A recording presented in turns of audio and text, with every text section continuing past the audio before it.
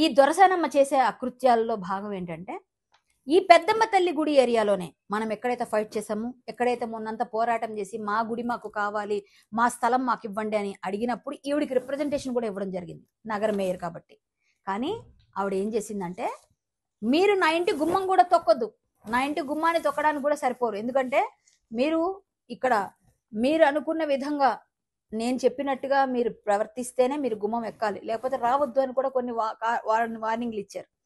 ఆవిడ పెద్దమ్మ తల్లి గుడికి సహాయం చేయదు, కానీ 1500 గజాలు మాత్రం 1993 నుంచి ఇక్కడ మేము రెసిడెంట్గా ఉన్నాం, ఇక్కడే ఉన్నాం కాబట్టి మీరు మాకు రెగ్యులరైజేషన్ చేయాలి.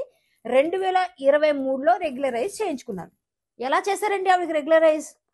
1993 నుంచి ఉంటే చేసేస్తారా? ఈ పెద్దమ్మ తల్లి గుడి కూడా ఎన్నో ఒక 70-80 సంవత్సరాల నుంచి ఉంది కదా, ఎన్నో ఏళ్ల నుంచి ఉంది కదా.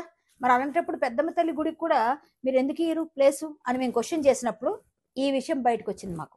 అంటే ఆ గుడి గురించి మేము ప్రయత్నం చేస్తుంటేనే ఈ దొరసానమ్మ విషయాలన్నీ బయటకు వచ్చినప్పుడు 1500 గజాలు గవర్నమెంట్, బీఆర్ఎస్ గవర్నమెంట్ ఎలా రెగ్యులరైజ్ చేసింది 2023లో. ఈవిడేమైనా ఫ్రీడమ్ ఫైటరా? వీళ్ళ ఫాదర్ ఏమైనా ఫ్రీడమ్ ఫైటరా? వీళ్ళ తాతగారు ఏమైనా ఫ్రీడమ్ ఫైటరా?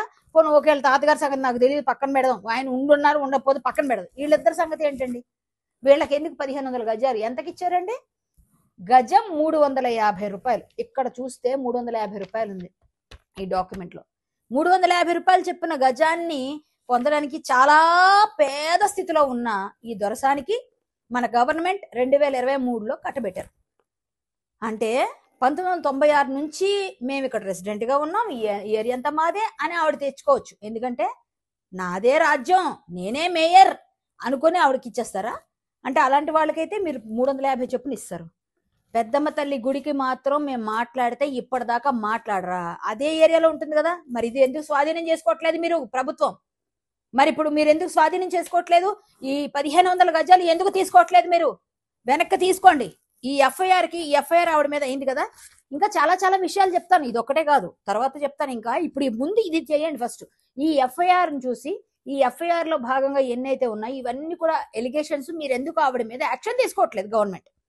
అంటే మీరు పదవిలో ఉంటే ఏ పని చేసినా చెల్లుతుంది, సామాన్యులకైతే మాత్రం మేము గుడి కోసం మేము ఫైట్ చేస్తుంటే మా మీద ముందు రోజే వచ్చి అరెస్ట్ చేసి మమ్మల్ని హౌస్ అరెస్టులు చేస్తారు, లేకపోతే మమ్మల్ని కొన్ని వందల మంది పోలీసులు మా కోసం కాపలా కాస్తారు.